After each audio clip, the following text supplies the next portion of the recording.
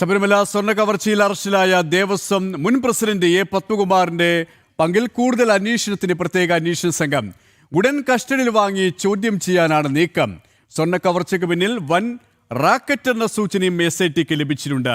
Remand റിപ്പോർട്ടും പുറത്തുവന്നു. വിശദാംശങ്ങളുമായി തലസ്ഥാനത്ത് നിന്നും പ്രജിത് മോഹനൻ ചേരുകയാണ്. പ്രജിത്ത്, പത്മകുമാറിന്റെ കുരുക്ക് കൂടുതൽ മുറുകുകയാണ്. തെളിവുകൾ, മൊഴികൾ, ഏറ്റവും ഒടുവിലായി ഉദ്യോഗസ്ഥരുടെ മൊഴികളടക്കം പത്മകുമാറാണ് ഇതിൻ്റെയൊക്കെയും ബുദ്ധികേന്ദ്രം എന്ന രീതിയിൽ തന്നെയാണ്. അതുകൊണ്ട് തന്നെ SITയുടെ തുടർ നടപടികൾ ഏത് തരത്തിലായിരിക്കും? അത് മാത്രമല്ല, വൻ റാക്കറ്റ് തന്നെ ഇതിന് പിന്നിൽ പ്രവർത്തിച്ചിട്ടുണ്ട് എന്നുള്ള വിശദാംശങ്ങളും അന്വേഷണ സംഘത്തിന് ലഭിച്ചിരിക്കുകയാണല്ലേ?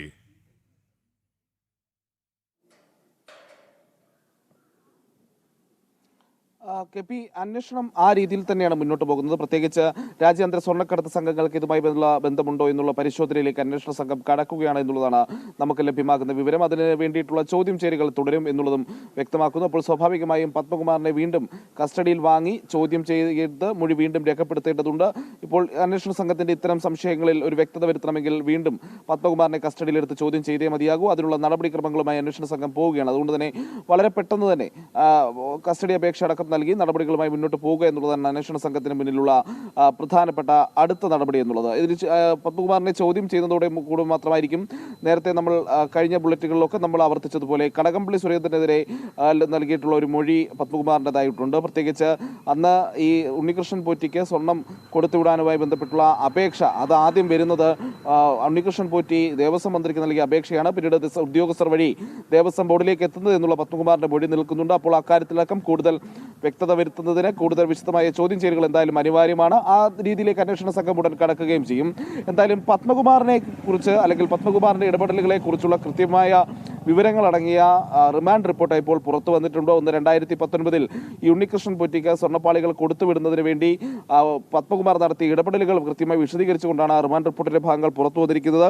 അതിൽ ഏറ്റവും പ്രധാനമായി പറയുന്നത് ഒന്ന്, കട്ടിളപ്പാളി പോറ്റിക്ക് കൊടുത്തുവിടാൻ നിർദ്ദേശിച്ചത് പത്മകുമാറാണ്. അതിനൊപ്പം തന്നെ ഈ മരാമത്ത് പ്രൊസീജിയർ എല്ലാം മറികടന്ന് ക്ഷേത്രത്തിലെ ദേവസ്വം മാനുവലിലെ വ്യവസ്ഥകളൊക്കെ അട്ടിമറിച്ച് മറ്റു പ്രതികളുമായി ഗൂഢാലോചന നടത്തി ഒന്നാം പ്രതി കട്ടിള പോയിട്ടുള്ള ചെമ്പുപാളികൾ ഇളക്കിയതും കൊണ്ടുപോയതുമെല്ലാം അനുവാദം ചോദിച്ചു തുടങ്ങിയിട്ടുള്ള കാര്യങ്ങൾ ചൂണ്ടിക്കാട്ടിയാണ് റിമാൻഡ് റിപ്പോർട്ട് പറയുന്നത്. 2019 പത്മകുമാറിന്റെ അധ്യക്ഷതയിൽ ചേർന്ന ബോർഡ് യോഗത്തിലാണ് സ്വന്തം കൈപ്പടയിൽ സ്വർണം പതിച്ച ചെമ്പുപാളികൾ എന്നതിന് പകരം ചെമ്പുപാളികൾ എന്ന് മാത്രം പത്മകുമാർ എഴുതി ചേർത്തിട്ടുണ്ട് എന്നുള്ള കണ്ടെത്തൽ. അതായത് ചെമ്പുപാളികൾ നേരത്തെ നമ്മൾ പറഞ്ഞിരുന്നു, N വാസുവിന്റെ നേതൃത്വത്തിൽ സ്വർണ്ണപ്പാളികളെ ചെമ്പുപാളികളാക്കി മാറ്റി എഴുതിയത് ദേവസ്വം കമ്മീഷണറുടെ റിപ്പോർട്ടിൽ മാറ്റി എഴുതിയത് നമ്മൾ കണ്ടിരുന്നു. എന്നാൽ ഇത് കുറച്ചുകൂടി കടന്ന് പത്മകുമാറിന്റെ നേതൃത്വത്തിൽ ദേവസ്വം ബോർഡിന്റെ യോഗത്തിന്റെ അജണ്ട നോട്ടീസിൽ തന്നെ ഈ പറയുന്ന രീതിയിൽ സ്വർണ്ണപ്പാളികൾ നിന്ന് മാറ്റി അത് പകരം വെറും ചെമ്പുപാളികൾ മാത്രമായി എന്ന് എഴുതിയിട്ടുണ്ട്.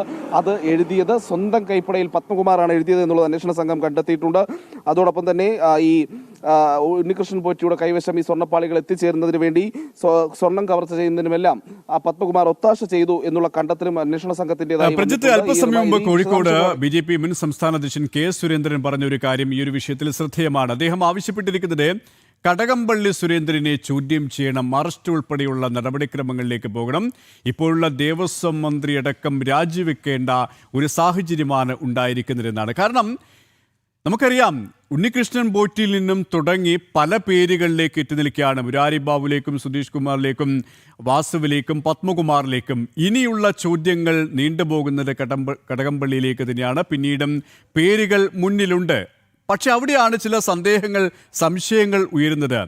ഈ SIT സംഘം, പ്രത്യേക അന്വേഷണ സംഘത്തിന് മേൽ ആദ്യഘട്ടം മുതൽ സമ്മർദ്ദമുണ്ട്. ഇവരിലേക്ക് കാര്യങ്ങൾ ഒതുക്കുമോ? കടകംപള്ളി ഉൾപ്പെടെയുള്ള പ്രമുഖരിലേക്ക് കാര്യങ്ങൾ നീങ്ങുമോ? CPM അത്രമേൽ സമ്മർദ്ദം ചെലുത്തുകയാണല്ലോ. അതുകൊണ്ട് തന്നെ ഒരു CBI അന്വേഷണം വേണമെന്നുള്ള ആവശ്യമടക്കമാണ് ഇപ്പോൾ മുന്നോട്ട് വെക്കുന്നത്. അതിനെ നിരാകരിക്കുന്ന സമീപനം സ്വാഭാവികമായും ഇടതുപക്ഷ സർക്കാർ സ്വീകരിക്കുകയും ആവർത്തിക്കുകയും ചെയ്യുന്നുണ്ട്. അതുകൊണ്ട് തന്നെ അന്വേഷണ സംഘത്തിൻ്റെ തുടർ നീക്കങ്ങൾ അത്രത്തോളം ശുഭകരമായിരിക്കുമോ എന്നുള്ള ചോദ്യം ബാക്കിയാവുകയാണല്ലേ?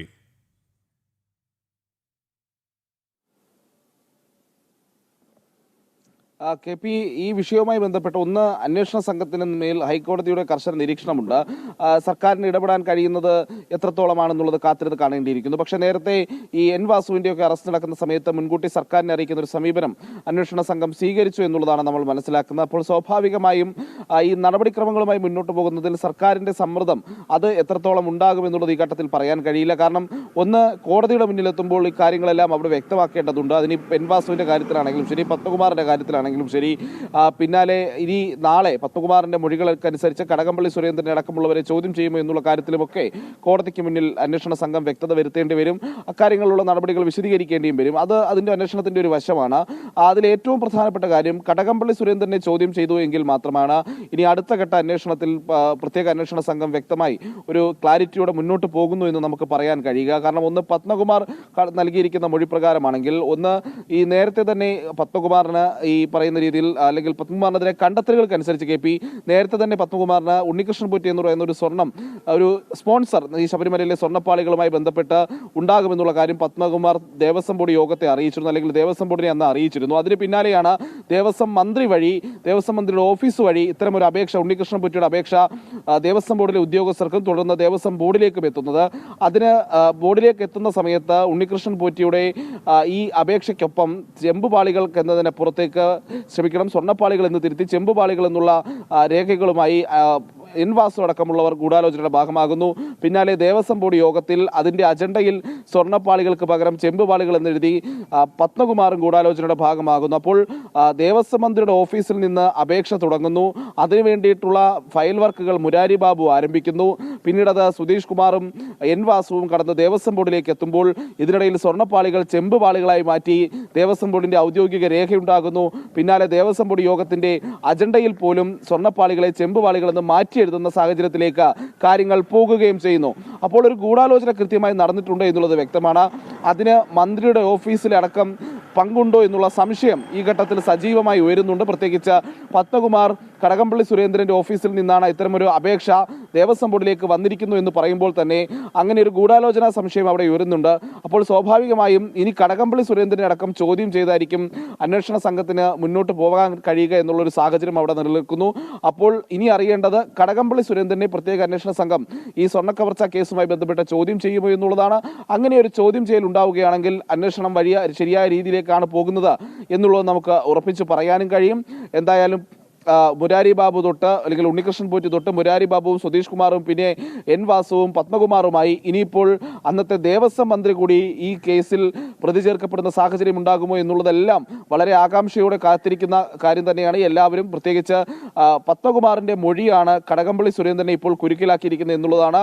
CPM-ന്റെ ഏറ്റവും പ്രധാനപ്പെട്ട ഒരു നേതാവ് തന്നെ മറ്റൊരു പ്രധാനപ്പെട്ട നേതാവും മന്ത്രിയുമായിരുന്ന ആൾക്കെതിരെ കൃത്യമായ മൊഴി നൽകിയിരിക്കുന്നു എന്നുള്ളതാണ് ഈ ഘട്ടത്തിൽ എടുത്തു പറയേണ്ടത്. അപ്പോൾ സ്വാഭാവികമായും അങ്ങനെ ഒരു ചോദ്യം ചെയ്യലും ഉടനെ ഉണ്ടാകാനുള്ള എല്ലാ സാധ്യതകളും നിലനിൽക്കുന്നുണ്ട്. അത് കാത്തിരുന്ന് കാണേണ്ട ഒരു കാര്യമാണ്. ഒന്ന്, പത്മകുമാറിനെ ഇനി കസ്റ്റഡിയിൽ വാങ്ങേണ്ട സാഹചര്യമുണ്ട്. അത് തിങ്കളാഴ്ചയോടെ തന്നെ പത്മകുമാറിനെ കസ്റ്റഡിയിൽ വാങ്ങാനുള്ള അപേക്ഷ സമർപ്പിക്കുമെന്നുള്ളതാണ് നമ്മൾ മനസ്സിലാക്കുന്നത്. അതിന് പിന്നാലെയായിരിക്കും ഈ പ്രത്യേക, ഒന്ന്, നേരത്തെ നമ്മൾ സൂചിപ്പിച്ചതുപോലെ രാജ്യാന്തര റാക്കറ്റുകൾക്ക് ഈ സ്വർണ്ണക്കടത്തിൽ ഏതെങ്കിലും രീതിയിലുള്ള ബന്ധമുണ്ടോ എന്നുള്ള പരിശോധന ഒരു വശത്ത് നടക്കും. ഒപ്പം ഈ സ്വർണ്ണക്കടത്തുമായി ബന്ധപ്പെട്ട രാഷ്ട്രീയ നേതൃത്വത്തിന് അന്നത്തെ സർക്കാർ തലത്തിൽ നിന്നുള്ള ഇടപെടലുകൾ എന്തെങ്കിലും ഉണ്ടായിട്ടുണ്ടോ എന്നുള്ള വിശദ ചോദ്യം ചെയ്യലും, അങ്ങനെ അനിവാര്യമെങ്കിൽ കടകംപള്ളി സുരേന്ദ്രന്റെ മൊഴിയെടുപ്പും ആ ഘട്ടത്തിൽ ഉണ്ടാകുമെന്നുള്ളതാണ് കരുതുന്നത്. സ്വർണ്ണക്കവർച്ചയിൽ പത്മകുമാറിൽ മാത്രം ഒതുങ്ങുന്നില്ല. 6-ാം പ്രതിയായ പത്മകുമാറിൽ മാത്രം കുരുക്ക് ഒതുങ്ങുന്നില്ല. കുരുക്ക് കൂടുതൽ മുറുകുകയാണ്. കടകംപള്ളി സുരേന്ദ്രൻ മുൻ ദേവസ്വം മന്ത്രിയിലേക്കും വിരൽ ചൂണ്ടപ്പെടുകയാണ്. അതുകൊണ്ട് തന്നെ CPM സ്വാഭാവികമായും സമ്മർദ്ദത്തിലാണ്. പത്മകുമാറിനെ തിങ്കളാഴ്ച കസ്റ്റഡിയിൽ വാങ്ങി ചോദ്യം ചെയ്യാനാണ് അന്വേഷണ സംഘത്തിന്റെ നീക്കം. ഒപ്പം കടകംപള്ളിയും ചോദ്യം ചെയ്യാനുള്ള നീക്കം തന്നെയാണ് SIT നടത്തിക്കൊണ്ടിരിക്കുന്നത്. പ്രജിത് മോഹനനാണ് തിരുവനന്തപുരത്ത് നിന്നും വിശദാംശങ്ങൾ നൽകിയത്.